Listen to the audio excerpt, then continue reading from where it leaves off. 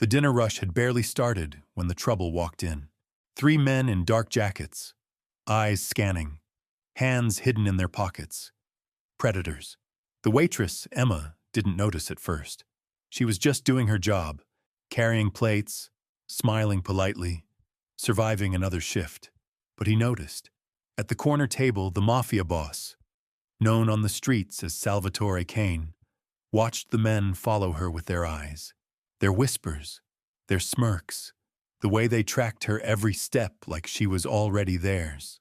When she walked past his table with shaking hands, he gently caught her wrist.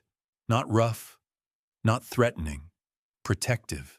He leaned in and whispered something she didn't expect from the most feared man in the city. "You're in danger. Pretend I'm your dad." Emma froze. Her breath caught. "What? Why?" "Don't look," he murmured. "They're here for you." Her knees nearly gave out. She didn't even know who they was, but the fear in his voice told her everything. He stood up, placed a steady hand on her shoulder, and said loud enough for the room to hear, "Come on, sweetheart. Daddy's taking you home." The entire restaurant stopped. The three men stood, too, but not fast enough. Because the moment they reached for their weapons, Salvatore Kane was already moving. What happened next shocked everyone in that restaurant and revealed a truth Emma had never imagined about her past. Stay with me until the end, because the real reason those men came for her will shake everything you thought you knew about this story. Before we begin, don't forget to like this video, hit subscribe, and comment where you're watching from. Now, let's get started. Emma Martinez had been working double shifts at Romano's restaurant for 3 months straight. Every night, the same routine. Clock in at 5, serve tables until midnight, count her tips, and walk 6 blocks to her cramped studio apartment. She needed the money. Community college wasn't going to pay for itself, and her mother's medical bills kept piling up. She was 22, tired, and invisible. Or so she thought. That Tuesday evening felt different from the moment she tied her apron. The air was thick with tension she couldn't name. The regular customers seemed quieter. Even Marco, the head chef who never stopped joking around, kept glancing toward the front entrance like he was expecting something. Emma had learned to read the room during her years of waitressing. Rich neighborhoods, poor neighborhoods, family diners, upscale bistros. She'd worked them all, but Romano's was different. It sat in the heart of Little Italy, where conversations stopped when strangers walked in, and everyone knew everyone else's business. The three men entered at exactly 7:15. Emma was carrying a tray of breadsticks to table 6 when she caught sight of them in her peripheral vision. Dark clothing, serious faces. They didn't look like they were here for the chicken parmesan. She set down the breadsticks with practiced ease, her smile never wavering. Customer service had become second nature, but something cold settled in her stomach as she watched the hostess seat them near the window. They weren't looking at their menus. They were looking at her. At the corner table, Salvatore Kane sat alone as he did every Tuesday night. Same table, same order. Veal marsala, red wine, and tiramisu. The staff knew better than to bother him unless he called them over. Emma had served him exactly 3 times in her 3 months there, and each interaction lasted less than 30 seconds. He was probably in his 50s, with silver threading through his dark hair and eyes that seemed to catalog everything around him. His suits were expensive, his manners impeccable, and his reputation preceded him everywhere he went. Emma didn't know the details, but she'd overheard enough kitchen gossip to understand that Salvatore Kane was not someone you crossed. Tonight, those calculating eyes were fixed on the 3 newcomers. Emma tried to focus on her work. Table 2 needed more water. Table 5 was ready for their check. Table 8 wanted extra parmesan on their pasta. Normal things. Routine things. But every time she moved through the dining room, she felt those 3 pairs of eyes tracking her movements. When she approached their table with menus and water glasses, the tallest one smiled. It wasn't a friendly smile. "Emma Martinez," he said, reading her name tag slowly. "Pretty name for a pretty girl." Her hand trembled slightly as she set down the glasses. "Thank you. Can I start you gentlemen with some appetizers tonight? Actually, the second man said, leaning forward, we were hoping you could help us with something else. Emma's throat tightened. I'm sorry, but I'm just here to take your order. The third man, who had been silent until now, reached into his jacket. Emma's breath caught, but he only pulled out a photograph, a small, grainy image that he slid across the table toward her. Do you recognize this woman? Emma glanced down and her world tilted. The photograph showed a woman with dark hair and familiar eyes. Her mother, but younger, much younger, standing next to a man Emma had never seen before. I don't understand, Emma whispered. Your mother never told you about her first husband? The tall man asked. About the family she left behind in Chicago? Emma's legs felt weak. Her mother had always been vague about her past, changing the subject whenever Emma asked about her father or their family history. She'd assumed it was too painful to discuss. I think you have me confused with someone else, Emma managed. The men exchanged looks. No confusion here, sweetheart. You're exactly who we're looking for. That's when she felt the gentle but firm grip on her wrist. Salvatore Kane had moved so quietly she hadn't heard him approach. His presence behind her felt like a shield. You're in danger, he whispered, his voice carrying an authority that made her believe him instantly. Pretend I'm your dad. Emma's mind raced. Danger from what? From whom? These men knew her mother somehow. They had photographs. They were asking questions she couldn't answer. What? Why? She breathed. Don't look, Salvatore murmured, his hand moving to her shoulder in a protective gesture. They're here for you. The restaurant seemed to hold its breath.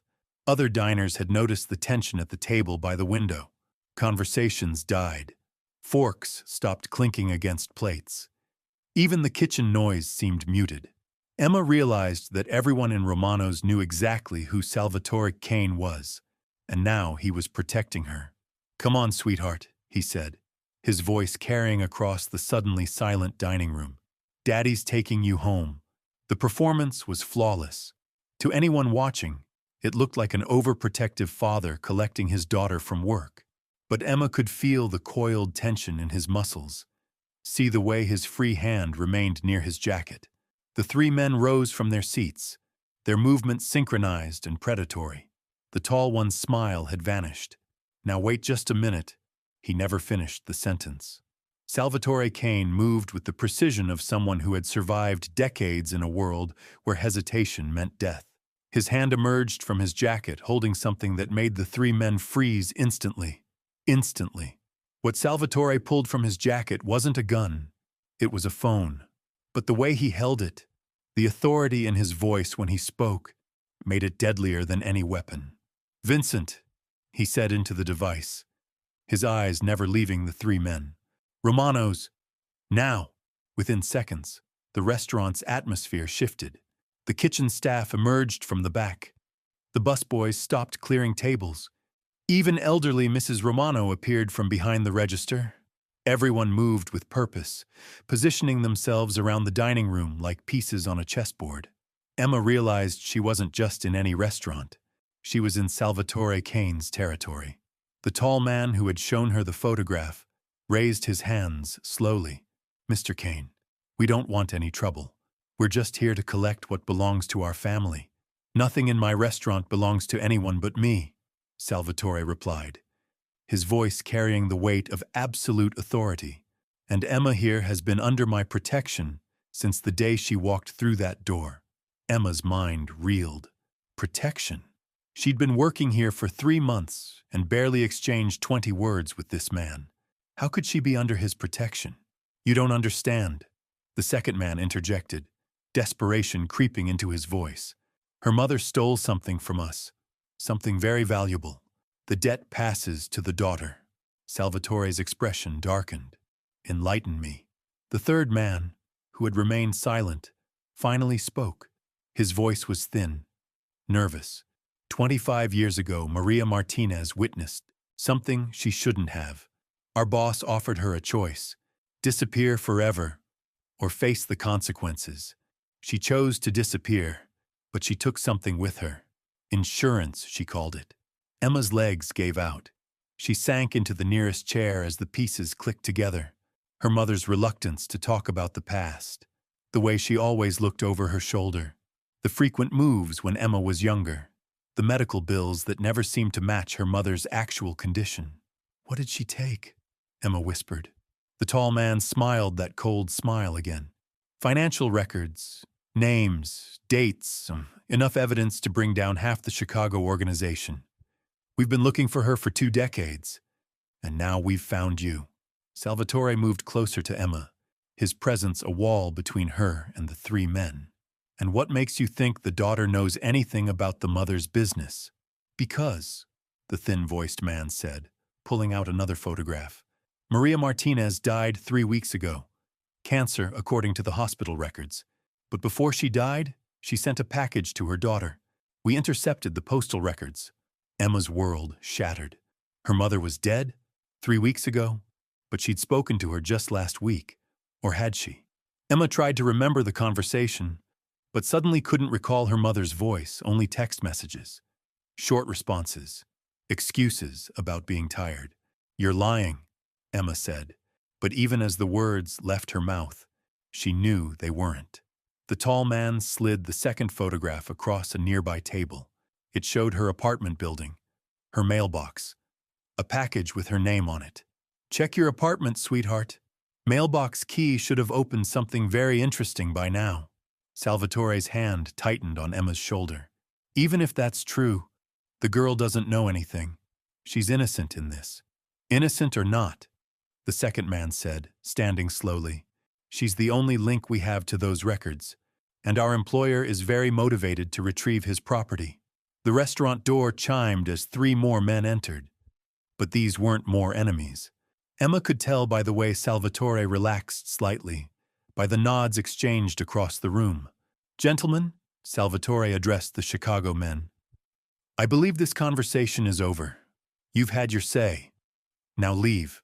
The tall man's jaw tightened. "This isn't finished. In my restaurant, everything is finished when I say it's finished." As the 3 men filed toward the exit, the thin-voiced one paused next to Emma's chair. "You have 48 hours to find those records and hand them over. After that, we stop being polite."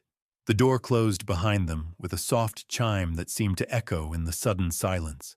Emma sat frozen, her mind struggling to process everything. Her mother was dead. There was a package waiting for her.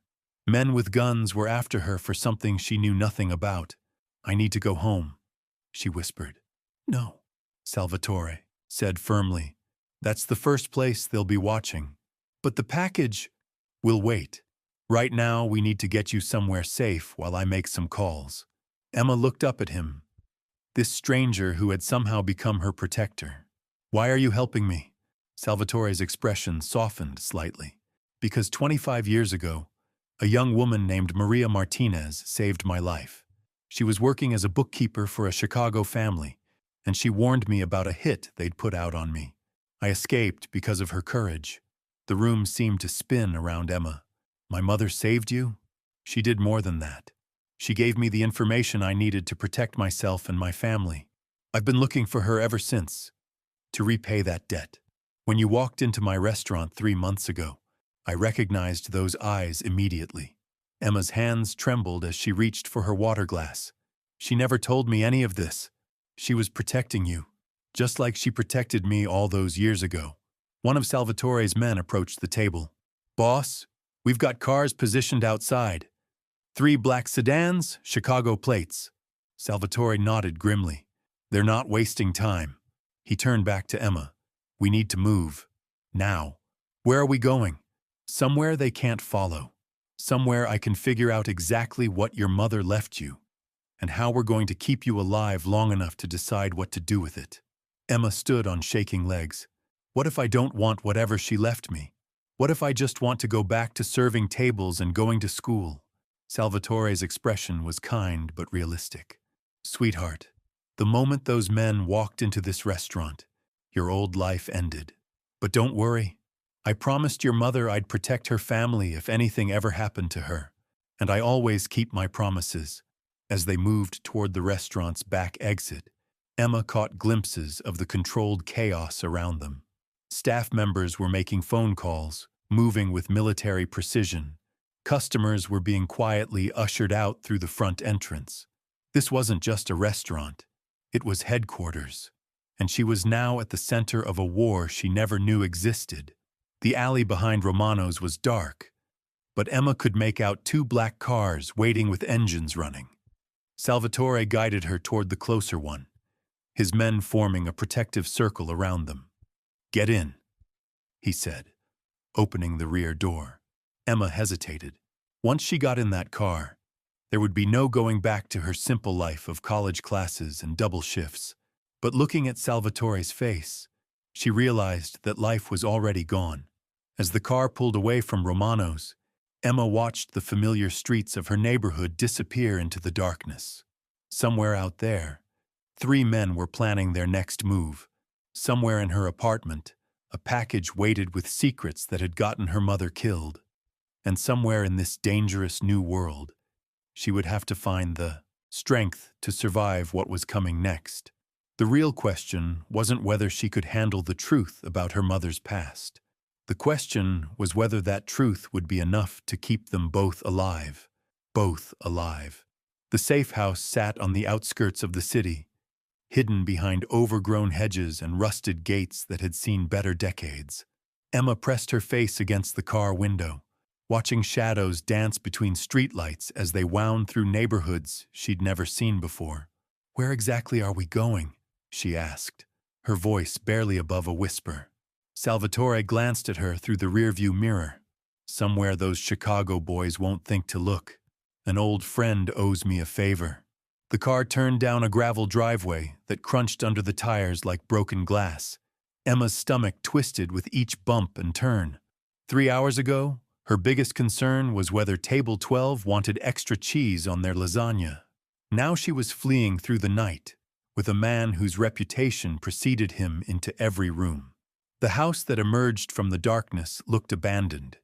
Paint peeled from its wooden siding, and several windows were boarded up with plywood. But Emma noticed the small details that suggested otherwise.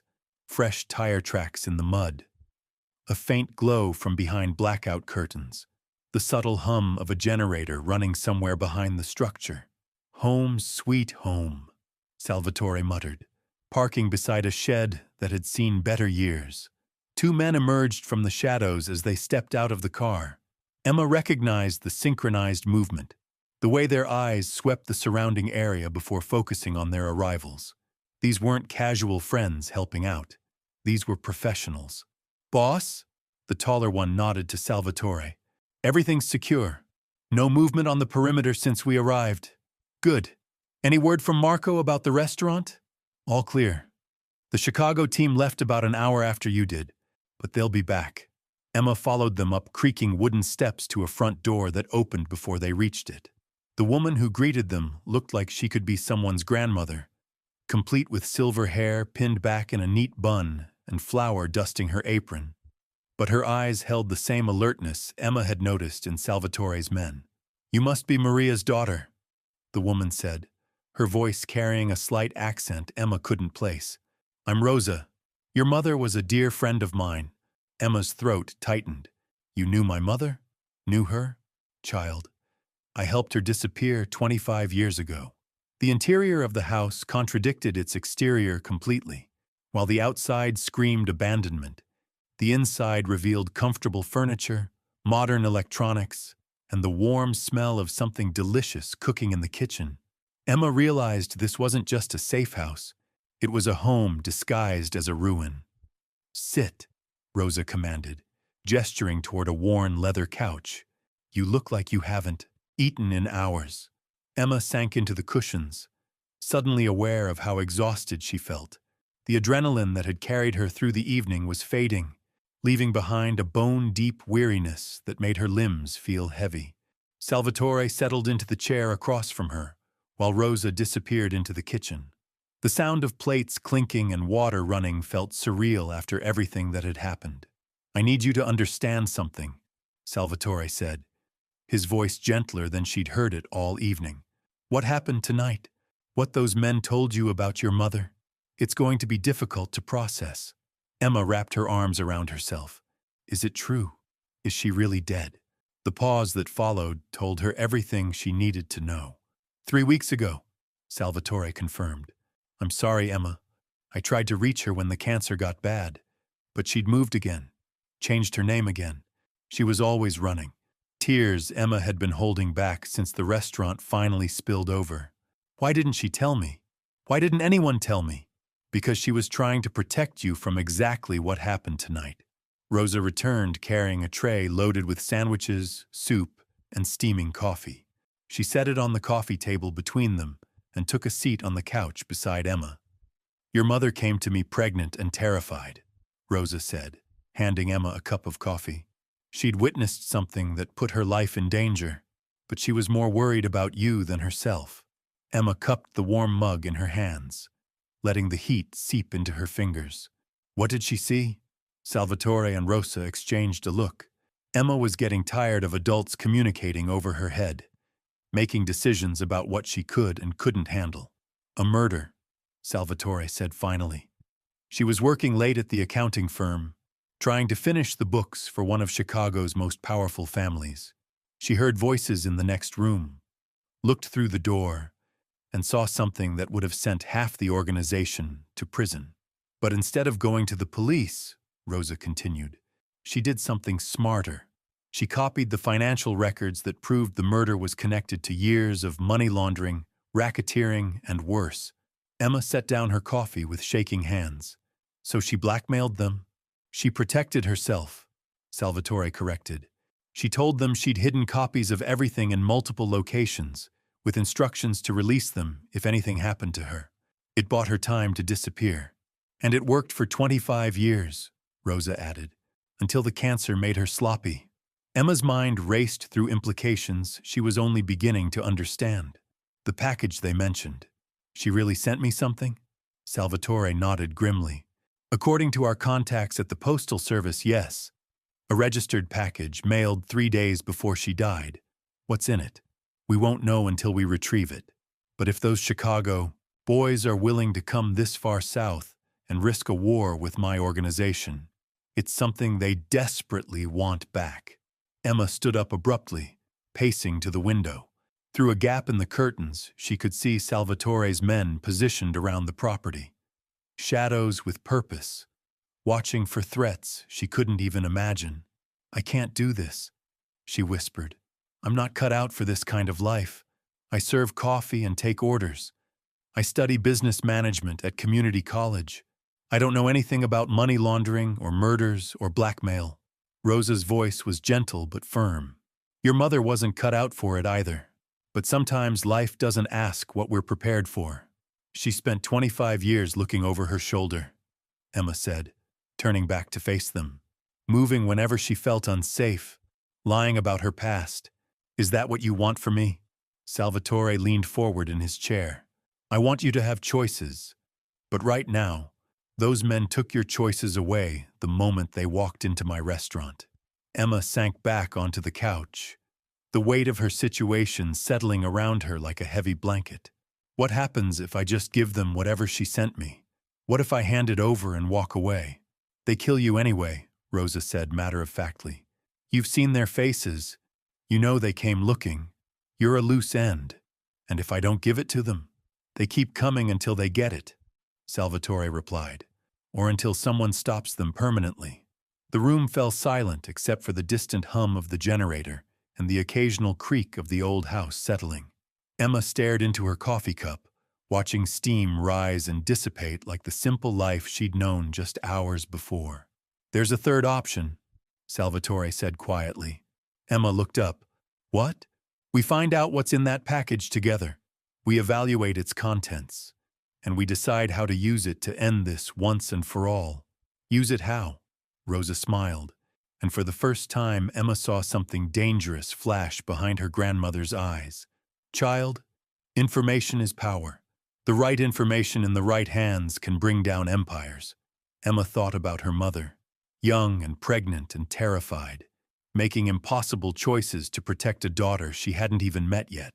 She thought about 25 years of running, hiding, lying about the past. She thought about dying alone in a hospital room, sending one final package to the daughter she'd spent a lifetime trying to shield. "If we do this," Emma said slowly, "if we get the package and use whatever's in it, what happens to me afterwards?" Salvatore's expression was honest, even if it wasn't comforting. "I don't know. But I promise you this, you won't face it alone." Outside, one of the guards spoke quietly into his radio. Emma couldn't make out the words, but she saw Salvatore's posture stiffen slightly.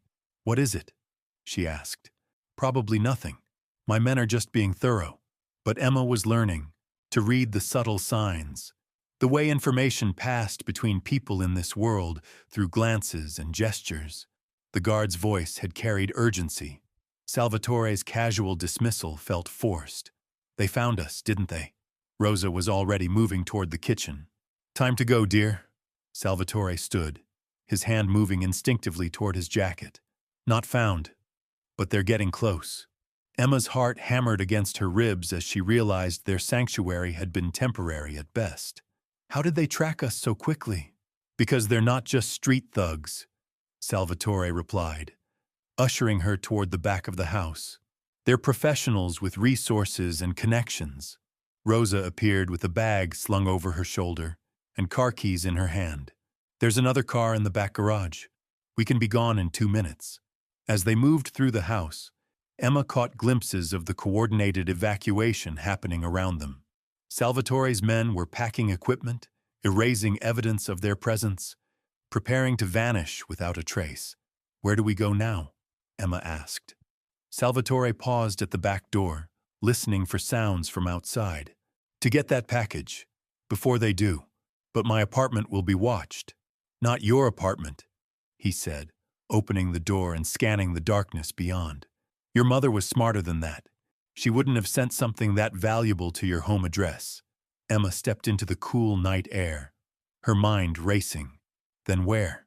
Rosa's car was already running, hidden behind the garage with its lights off.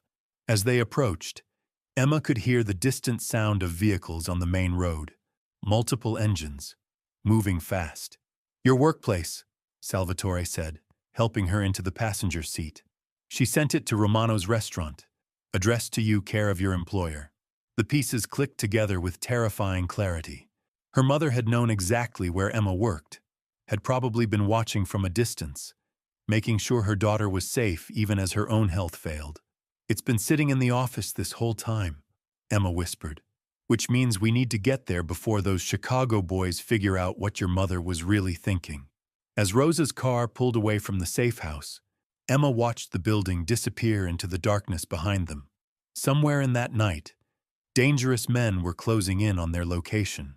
Somewhere across the city, a package waited with secrets that had already cost her mother's life. And somewhere in the space between, Emma was discovering that survival meant embracing a strength she never knew she possessed.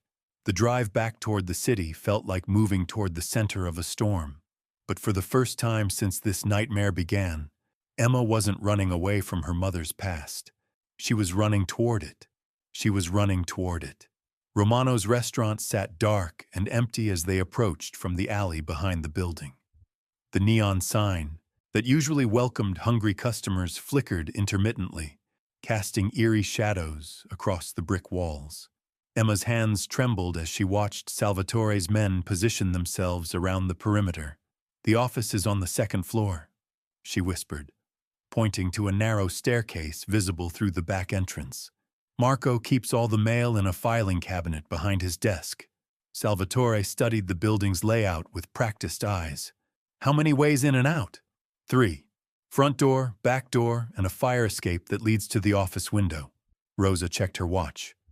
"We've got maybe 20 minutes before those Chicago boys realize we're not at the safe house anymore." The lock on the back door yielded easily to tools that Salvatore's men produced from their jackets. Emma had worked in this building for months, but moving through it in darkness felt like entering a completely different world. Familiar tables and chairs became obstacles. The comforting smell of garlic and herbs now seemed heavy and oppressive. They climbed the stairs in single file, each footstep carefully placed to avoid the creaks Emma knew by heart from countless trips to Marco's office. At the top, Salvatore gestured for everyone to wait while he checked the hallway. "Clear," he whispered. Marco's office door stood slightly ajar, exactly as he always left it. Emma pushed it open slowly, wincing as the hinges groaned softly in protest. Moonlight filtered through the window, illuminating stacks of invoices, employee schedules, and the filing cabinet that might hold the key to everything. "There!" Emma pointed to the metal cabinet in the corner. "He keeps all the mail in the bottom drawer."